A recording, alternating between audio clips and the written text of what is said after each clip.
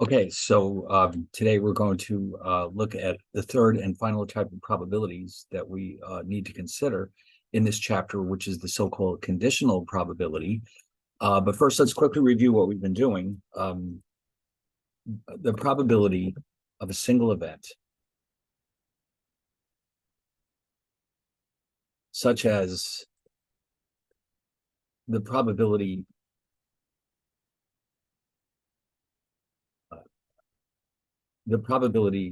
that a randomly chosen student is getting an MBA, or just which is PM. We'll write that as. And so this one is very straightforward because all you have to do is go to the table. And now, by the way, there's two different ways we can do this. As I think I mentioned, if you look at the original raw totals, you'll notice that there was 100 MBA students out of a total of 500. So the probability could be thought of as 100 out of 500. But the table can also be organized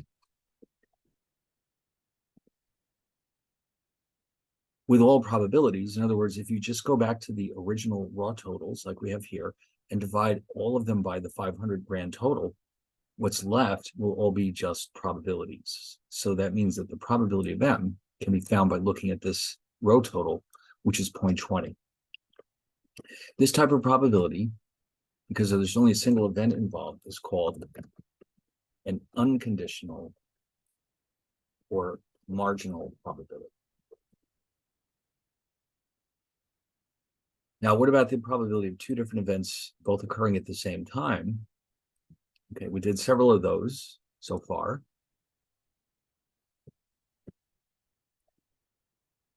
That a randomly chosen student is getting a bachelor's degree in accounting is the same thing as the probability of A intersect B. Now, I hope this is in my symbols dialog box. If not, I'll have to go look it up.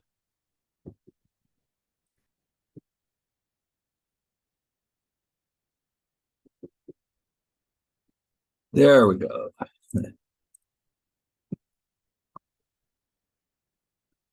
Because the A represents getting an accounting degree and B means getting a bachelor's degree. Now, how do we find something like that? We go back to the table. We can do it in two ways. We can look at the original raw totals. We notice that there's 180 students who are getting their bachelor's degree in accounting out of a grand total of 500. So that means that our probability is 180 out of 500.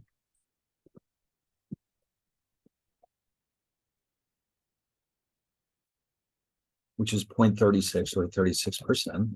Or if we look at the table that is just probabilities, that means you can read it right off the table, and that is 0.36 or 36%. So this type of probability is a different name. This is a joint probability because two probabilities are jointly true. In other words, two events are both true at the same time. A and B are both true. So we call that a joint probability. Now, we've saved the most complex one for last. Okay, the one that we've been building up to. The third and final type of probability we want to consider is the so-called conditional probability. And what's happening here is that we're being asked to calculate the probability of an event given that another event is known to be true. So in other words, here we have some extra information that will possibly adjust the probability that we're looking for. So here's an example. I picked somebody at random from that business program we looked at a minute ago. And I already know that this person that I've chosen is getting their bachelor's degree. With that information in hand, I'd like to know the probability that they're majoring in marketing. Now, this is a very different situation than what we had before. Before, we would be asked to calculate something like the probability of majoring in marketing. And that would have been, remember, we're using T for marketing, by the way. Right here, the total of this column is 0.22. Altogether, probability of choosing marketing as a major is 0.22. Now here, though, whoever this is getting their bachelor's degree in marketing. So the probability of doing both is a joint probability. And again, we can read it straight off the table at the intersection of B and T right here. That's 0.18. Okay. But this situation is a little bit different. We're being told right up front that this person is getting a bachelor's degree. So because of that, we know that the student is getting a bachelor's degree. So we can exclude the master's degree students from consideration. They're not relevant. It doesn't make any difference what's going on with the MBA students because we know that the student we chose is a bachelor's student. So what we're going to do here is we're going to look at all the bachelor students and find out how many of them are studying marketing. So this can be done in two different ways. Let's come back up here to this table. We can either look at this row and see that there's 90 students getting their bachelor's degree in marketing out of a total of 400 who are getting their bachelor's degree. So that means that this probability can be calculated as in one of two ways.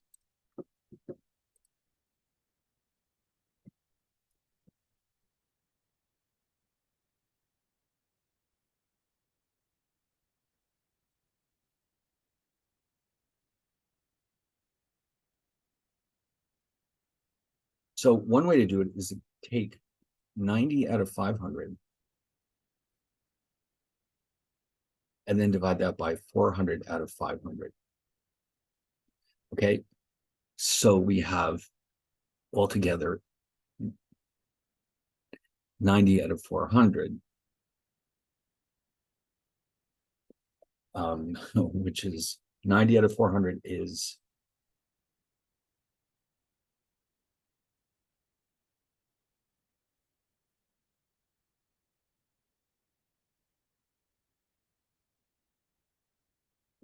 22.5%.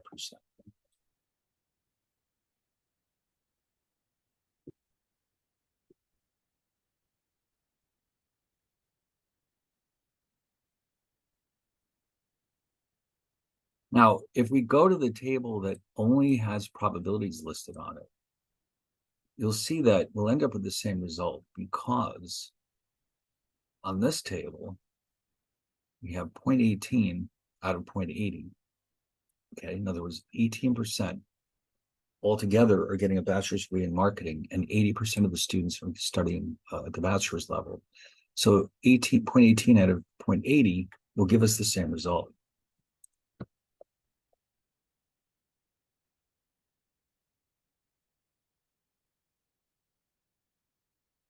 All right, so if you go to your calculator, 0.18 divided by 0.8 is again 0.225.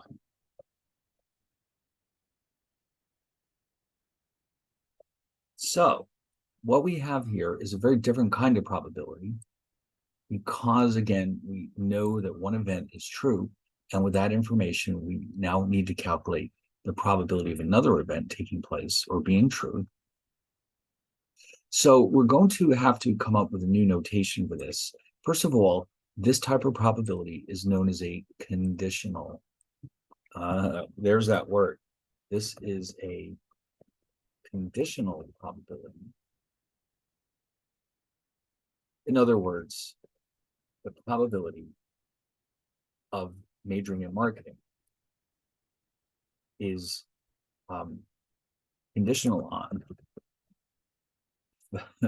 or depends on the knowledge that the student is getting a bachelor's degree. Now, we also need a special new notation for this situation, And how are we going to express this type of probability? All right, well, this is the standard approach.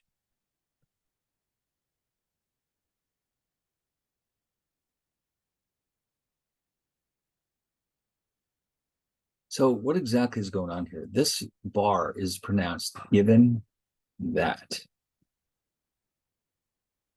In other words, what it's saying is the probability of majoring in marketing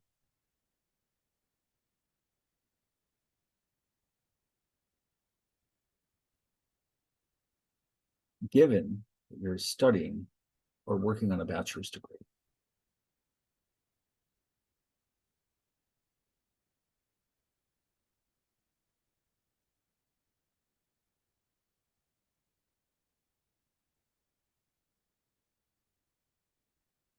Okay, so this is what we mean by a conditional probability.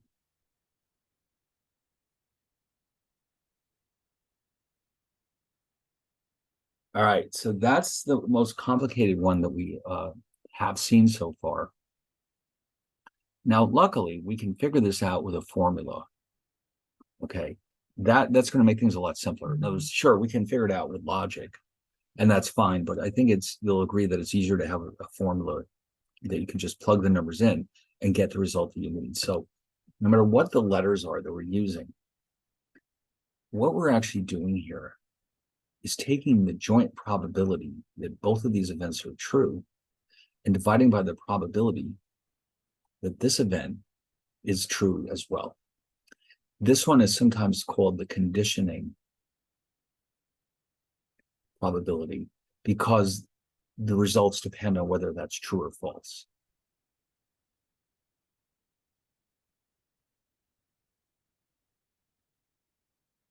Okay, so just this is one of those things that you probably should write down somewhere and memorize it because it's often important that you remember how this works. All right, so you've got the joint probability of both events in the numerator. The one that is given to us, in this case, the B, is what goes in the denominator. So now, I just want to point out that this is exactly what happened up here when we're using these numbers. If you notice, this was the probability of getting a bachelor's degree in marketing from the original table with the raw totals. This probability was the probability of B. Oh, and one more thing, I do want to point this out just to avoid any confusion. When it comes to the intersection, and unions for that matter, the order in which you write them does not make any difference. In other words,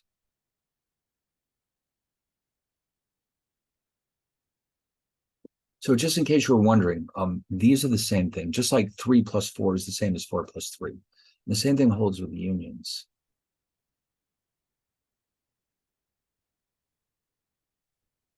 Okay, the order is irrelevant. So in other words, sometimes you'll see it written one way, sometimes the other. It doesn't make any difference. Anyway, so that being the case, the reason why I brought that up is because I wrote this as B and T. You know what? I'll tell you what. Let me change that, just so that we're being consistent. But still, B and T and B are the same thing. And then when we use the probability table directly, it's the same thing. This first probability is B and T or T and B.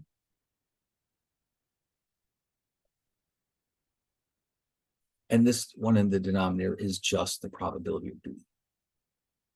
Okay, so going forward, all conditional probabilities are calculated in exactly the same way. Okay, the joint probability of both events in the numerator, and then in the denominator, we have the probability of the event that is assumed to be true. And so, if you go back to this probability table, you'll see this is the numerator, and this is our denominator. The ratio of those two is the conditional probability. And again, the logic here is that we know that this is a bachelor's student. We can ignore all the MBA students. Okay, now I think there's some more examples in here of this. Oh, here we go. The probability that a randomly chosen student is pursuing an MBA given that he or she is majoring in accounting.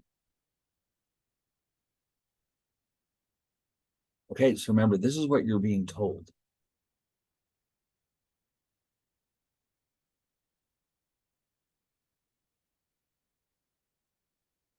So once again, you'll have in the numerator, the joint probability that they're both true. In the denominator, you have the probability that A is true. Now you just have to look up the probabilities and plug them in. And it's that simple. So again, the whole thing comes down to remembering this definition for conditional probabilities. Once you get that locked in, you're all set. You'll never make a mistake again. That's good because this is probably the most involved probability in the chapter. If you can do this one, you're all set.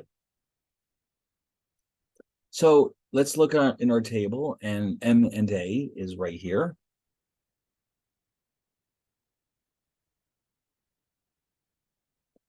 And just plain old A, probably just starting accounting, regardless of what level you're starting at, is that one. So the ratio of those two is the conditional probability that we're looking for. So that ratio turns out to be approximately 16.3%. So in other words, imagine somebody says, we are going to randomly choose an accounting major. Be on the cover of our alumni magazine or something. What's the probability that we've chosen an MBA student? It's about 16.3%. All right, so we now understand all three. We know the joint probabilities, the probability of two things being true at once. We know the unconditional probabilities, the probability of a single event being true. And then finally, we have our conditional probabilities. So now, at long last, we're ready to introduce the multiplication rule. Now, it turns out this can be expressed in two equivalent ways. The one you'll use will depend on what information you have available to you. It shouldn't make any difference, but sometimes it's not possible to use one or the other. Depends on the situation you're in, but one of them will work for sure. So this is the first version of it. And I can see why we spend so much time building up to this concept of conditional probabilities. There's one right there.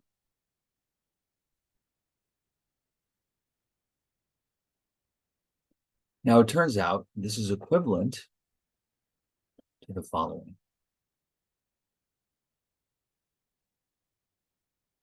They both will give us the same result. They both mean the same thing.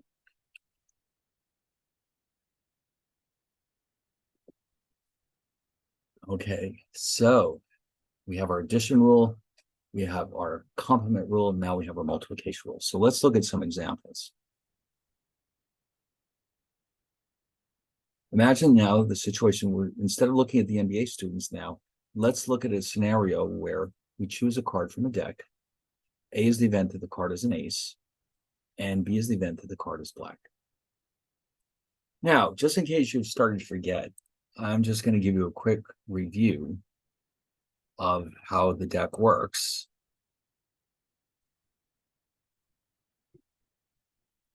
There are 52 cards in a standard deck, not counting the jokers. Okay, those are like for children's games.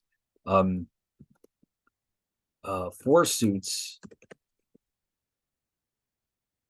spades, hearts, diamonds, and clubs. 2 of these are red. Spades and clubs are, 2 of them are black. And hearts and diamonds are red. Each suit contains 13 ranks. And that would be king, queen, jack, the 3 royal cards. Then you have the 10, the 9, 8, all the way down. But there's no 1. We have an ace. Now, the ace in some games is the highest card, in some games it's the lowest card. In some games, it can go either way. The ace is the most flexible card in the deck. In a game like blackjack, an ace can be worth either 1 point or 11, whichever one is more convenient. So, but this is your standard deck of cards. Interestingly enough, I mean, if this kind of thing interests you, the standard deck that we use now has been different in the past. This is what the deck has looked like within recent centuries, I guess. But there were times in the past when it didn't look exactly the same. What's really interesting is that if you've seen a deck of cards, you know that the king, queen, and jack actually have a picture of the king, queen, or jack on them. The rest of them just have numbers with the actual little suits on them. But it turns out that for whatever reason, the concept of putting the numbers on the cards didn't catch on until the 20th century. Prior to that, all they had was the little pictures of the suits. So like the 9 of hearts would just be a card with 9 hearts on it. There wasn't an actual number 9 on it. I don't know why it took them so long to come up with that idea, but if you look at a deck of cards that was produced in the 19th century or further back, you'll see no numbers. What happened? I guess they didn't think it was necessary. Anyway, what's the probability that the card is both black and an ace? In other words, what's the probability that it's a black ace? So based on this description, there's only 2 black aces in the deck. Okay. And they are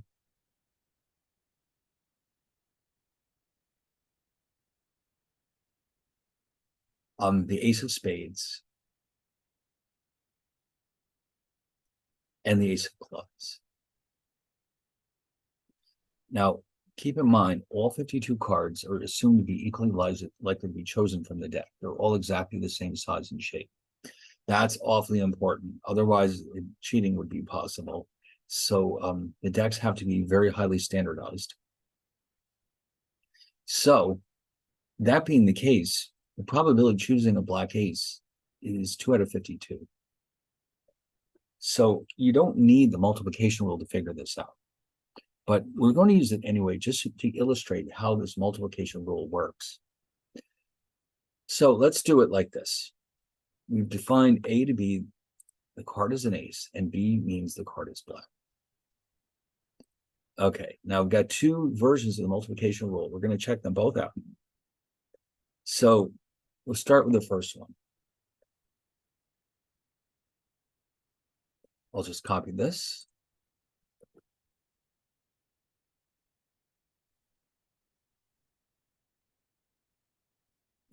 The computer's a little slow today. There it goes. All right, so what this means now, B and A means black and ace.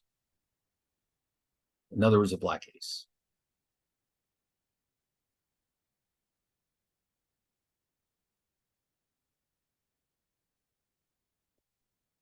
So this one is easy. Unconditional probability that a card chosen from the deck is an ace is 4 out of 52. As I said before, there's 4 aces out of 52. Now, here's the interesting one. B given A. This means that you have a card in front of you. You know that it's an ace. You can see that it's an ace. What's the probability that it's also black? Well, if we're only considering aces, in other words, we know that it's not one of the other cards. We can dispose of them. That means this must be 2 out of 4. Okay, in other words, there's 4 aces, 2 of which are black. So if you multiply these together,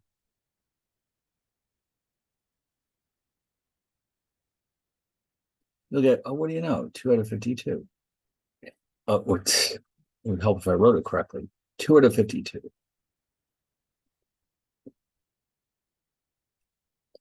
Nice. All right, it is correct. So why don't we try it again with the alternative version of the multiplication rule?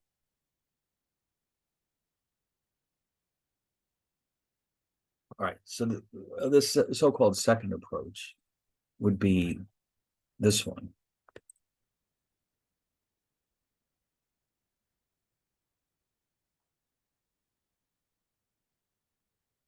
All right, so the B means the probability of choosing a black card. That would be 26 out of 52 because half the deck is black and half is red. This one tells me that I can see for myself that it's a black card. What's the probability of it being an ace? Well, there are 26 black cards, 2 of which are aces. So if I multiply 2 over 26 times 26 out of 52, there you go. I end up once again with 2 out of 52.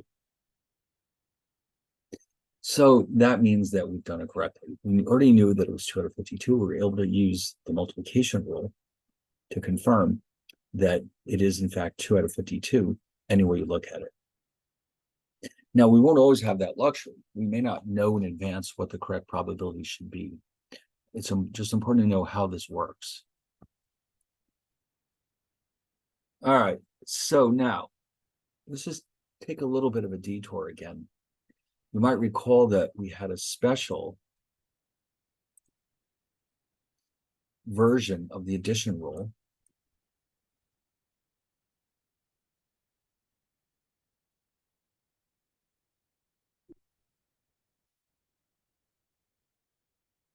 The simplified version of the addition rule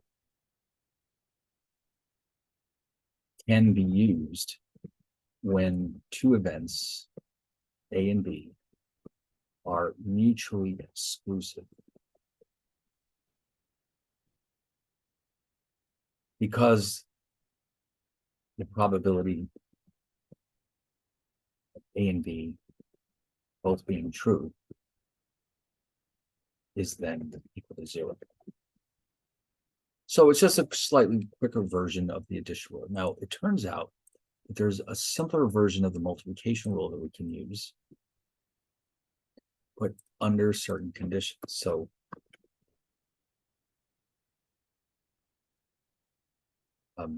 there's a simplified multiplication rule as well. This one can only be used, though, when A and B are independent. Now, we haven't defined this word yet. We have to understand what this is and how it's different from being mutually exclusive. And we will do that in a minute. But just in general, events are independent when the occurrence of one does not affect the occurrence of the other, and vice versa. Basically, think of them as 2 things that are not related to each other. Just maybe we can make some examples here. For example, the event that it rains tomorrow is independent of the event the Dow Jones rises tomorrow. Why? Because the rain doesn't affect the stock market, and the stock market doesn't affect the weather. So we could think of those as independent events. Okay, and that's pretty obvious from looking at this example, but we need to have a formal way of determining if events are independent or not. This is not good enough. I mean, to say, well, it sounds like these are 2 things that are not related to each other. No, we have to have a formal way of doing this. I mean, statistics is, after all, a branch of math, and we need to be very, very precise about everything, even though what's interesting about statistics is that ultimately its purpose is to be useful in explaining what's happening in the real world. So, you can run sometimes into gray areas in statistics, not so in straight ahead math like calculus. But ultimately, statistics is based on mathematical foundations. So we want to be as precise as possible in order to have confidence in our results. So anyway, yes, if you like precision, math and statistics are for you. If you don't like to be quite so precise, maybe, you might find something else more interesting. But yes, you have to really be a detailed person to be really appreciative, let's say, of math and statistics. That doesn't mean you can't use it, but let's just say it helps. Anyway, so what does it mean to be independent? Well, again, we have this intuitive definition. Now here's an example using the cards. What if we choose a card from a deck Now, this is different. We're not picking a single card. Before with the black ace, we're picking a single card. We're picking a card from the deck. Say, here's our deck. And then we're looking at it. And then we're going to actually put it back. And then maybe shuffle it up and pick another card. So it matters a great deal. The first card was returned to the deck. Because now when we choose the second card, the entire deck is still intact. So if that's the case, whatever we pick on the first draw is not going to affect what happens on the second draw because the entire deck is still there. So we call this process sampling with replacement.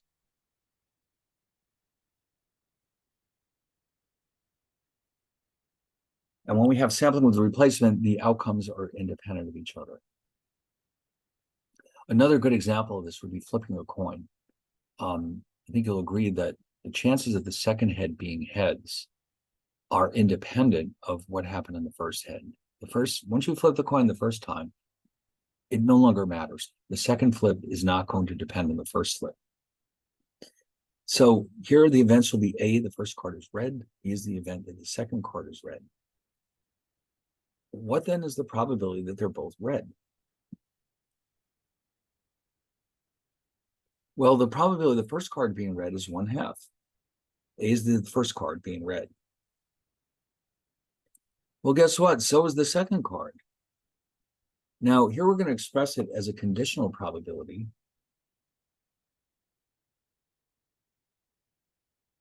Probability that the second card is red.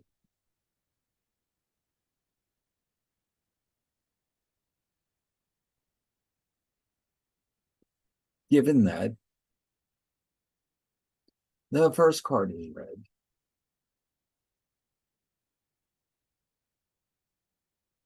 Well, guess what? That's just 1/2, because knowing that the first card is red is actually not giving us any useful information.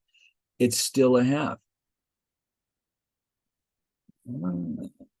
So in other words, couldn't matter less. It doesn't matter what happened on the first card.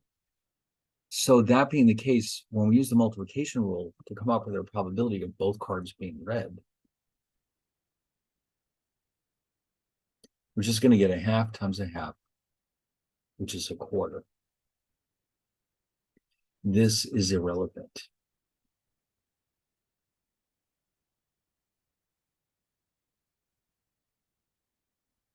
Now, by the way, just for the fun of it, let's see what would have happened otherwise. Suppose that the first card, was not returned to the deck before the second card was drawn. That's a very different situation. Okay, because now we're picking the card. And then you're just picking another one. Well, now it matters a great deal what happened in the first card. So the probability of them both being red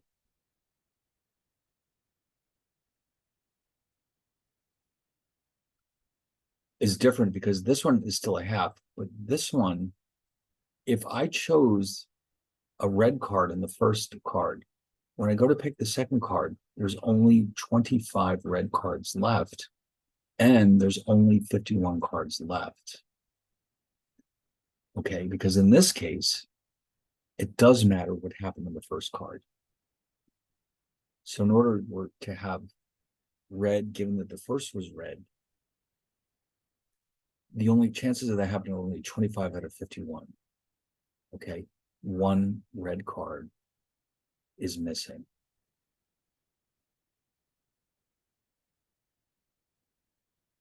And by the way, this is known as sampling without replacement.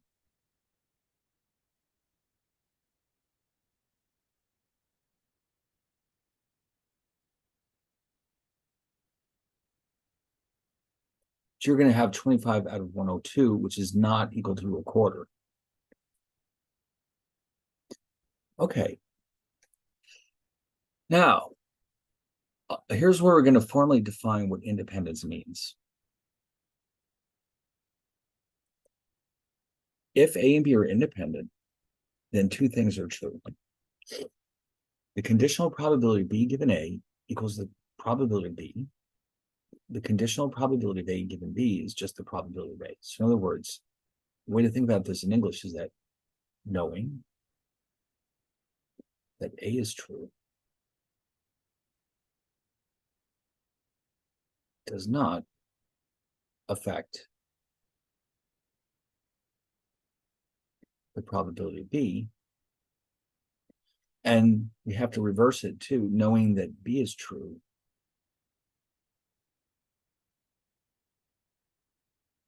does not affect the probability of A.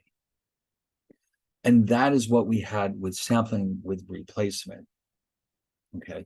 So in other words, having this information about one event doesn't affect the probability of the other one. And that's because they're not related to each other. It's like that case with the rain and the Dow Jones. If you had let's say for some reason you were able to perfectly forecast the weather, knowing that it's going to rain tomorrow for sure, still doesn't affect the probability of the Dow Jones going up because the two things are not related to each other. All right, well, now here's what's interesting about this. If our events are independent, then we can use the so-called simplified multiplication rule. And you're going to see that's very simple. Now let's see why this is happening.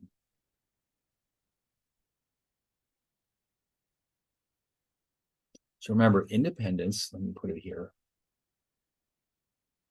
implies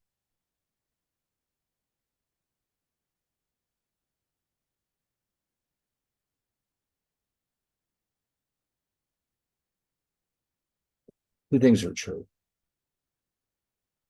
So if you go back and look at the original, the full version of the multiplication rule,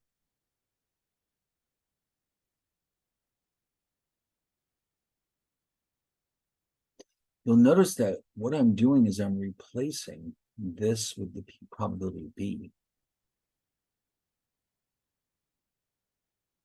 Oh, that's all we're doing.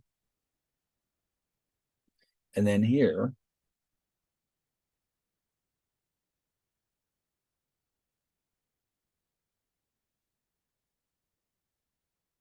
oops.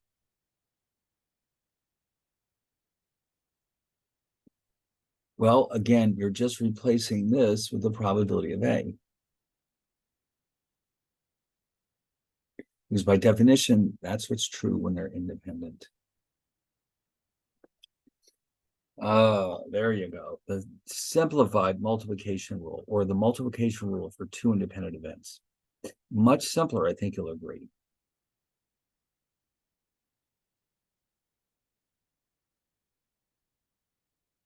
So, for example, suppose a coin is flipped twice. A equals first flip is a head. B means the second flip is a head. What is the probability that both are heads?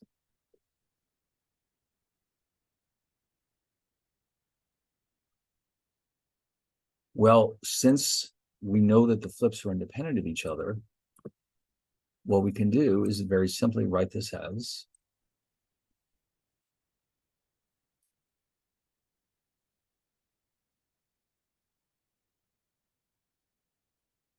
the probability of A and B, or B and A, however we want to look at it,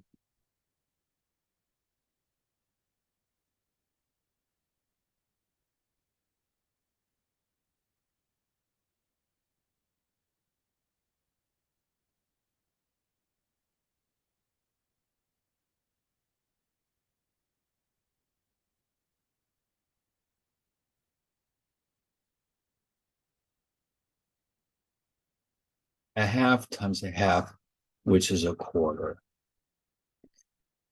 That's all there is to it. And I just, although we're not going to cover that case, this actually applies to as many events as we want. We could have a third flip, and then you could imagine something like the probability of A and B and C, and then you would just literally multiply them all together, and you would end up with a half times a half times a half, which is an 8. Okay, so it's not just restricted to 2 outcomes. All right, now the next thing we're going to look at is the so-called Bayes theorem. Now, this is a fairly complicated idea based on conditional probabilities. It lets us calculate probabilities for more complicated cases. We're basing this in the assumption that there's some, let's say that it's our sample space of possible events. And we're going to illustrate this with a Venn diagram.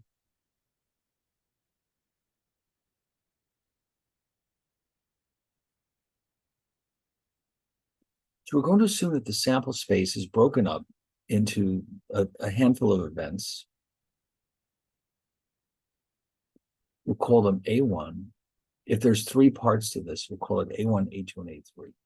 It could be anything. Like it could be if the sample space refers to the weather, it could be, for example, A1 means it's sunny, A2 means that it's raining, and A3 means that it's cloudy or something like that. As long as it covers all the possibilities, that's fine, and they don't overlap. We can break them up any way you like. And this, by the way, is referred to as a partition of the sample space.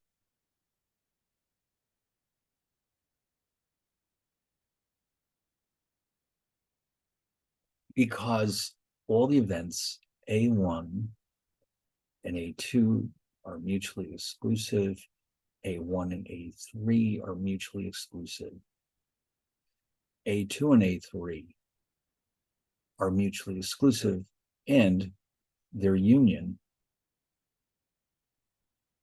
is the entire sample space. So this counts as what we call a partition.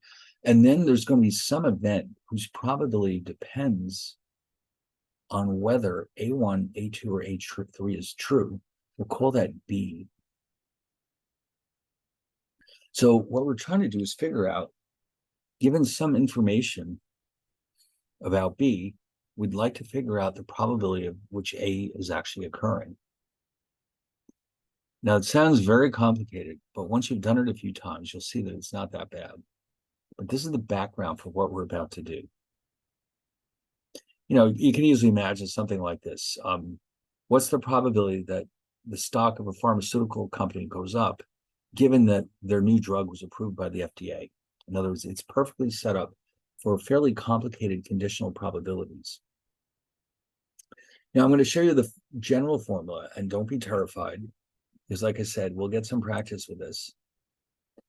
You can see it's just loaded with conditional probabilities. Now, the reason why it's written this way is because this applies, you see the summation sign here. We can have any number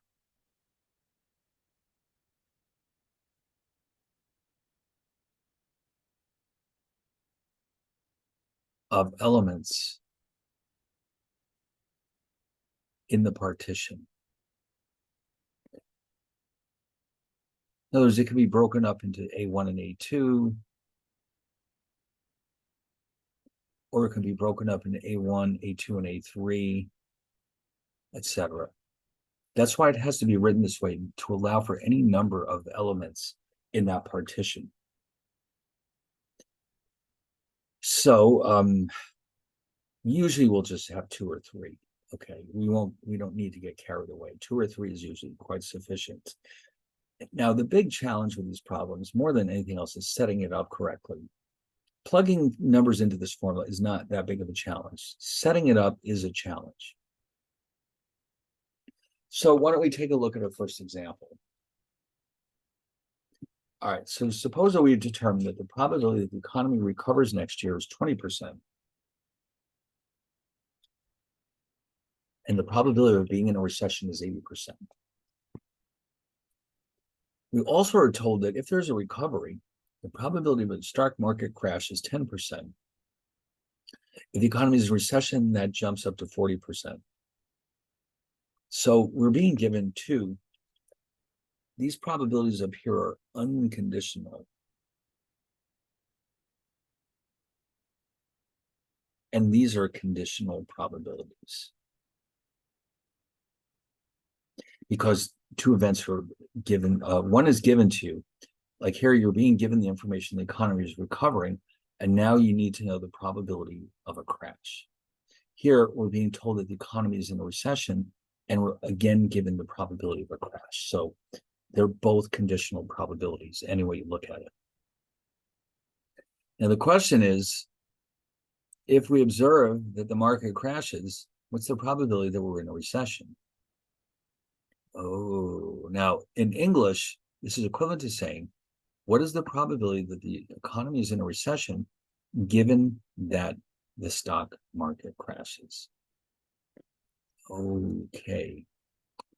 In other words, we're calculating some conditional probability. So the issue here is, how do we set it up? Well, we need the partition first.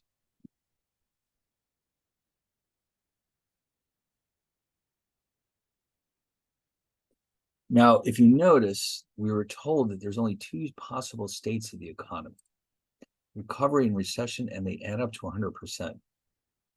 So you can visualize something like this.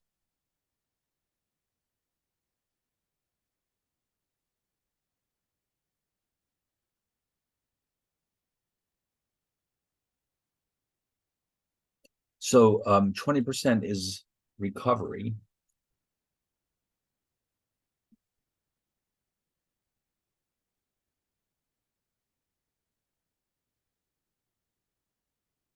Let me draw that a little better. I think I'm going to run out of space here.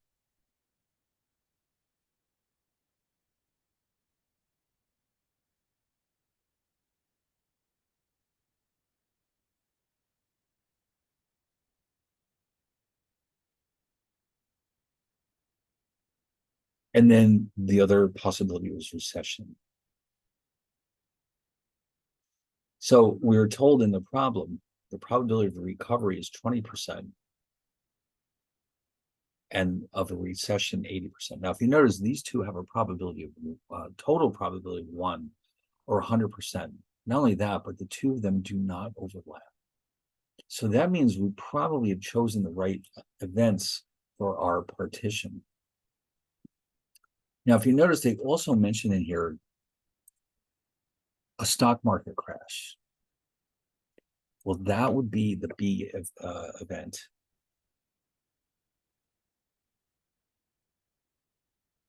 That could happen in either case. It's more likely in a recession, of course, than in a recovery. And so these conditional probabilities are telling us exactly that. Now, let's look at the wording.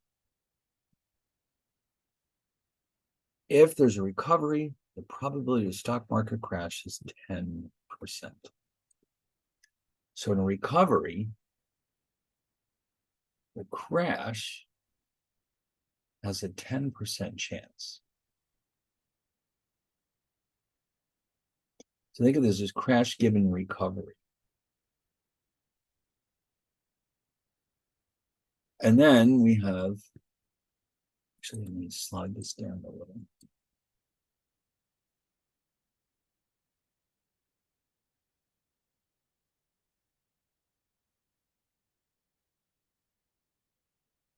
B given A2, they're telling us that the probability of a crash during a recession is 40%. Well, that makes perfect sense. Let's think of this as crash given recession. Oh boy. So we have all the probabilities that we need to answer the actual question, which is, if economy, what's the probability of being in a recession, which is A2, given that the stock market crashes. So that can be rewritten as probability of A2 given B.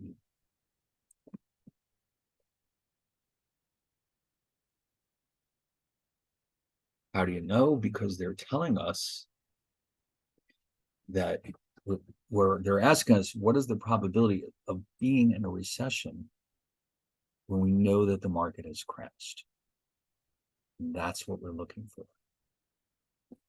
So now it's just a question of setting up the formula. Now we have the numbers. Actually, you know what I'm going to do? Let me go grab the original equation for a second.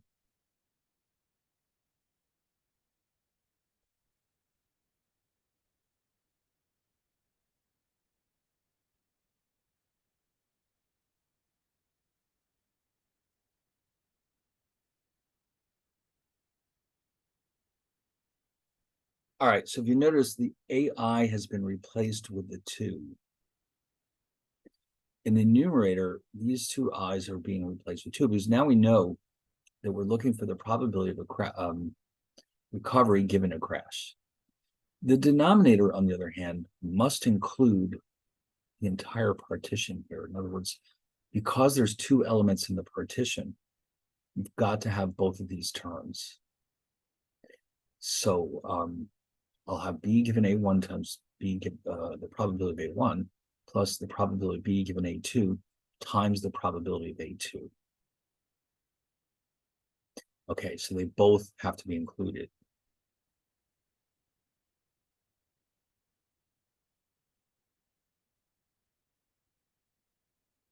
All right, so we've already seen that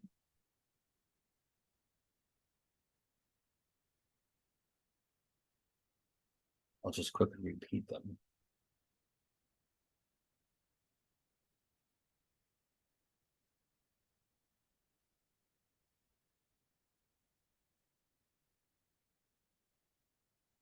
So you're just plugging them in now, and you end up with 94%.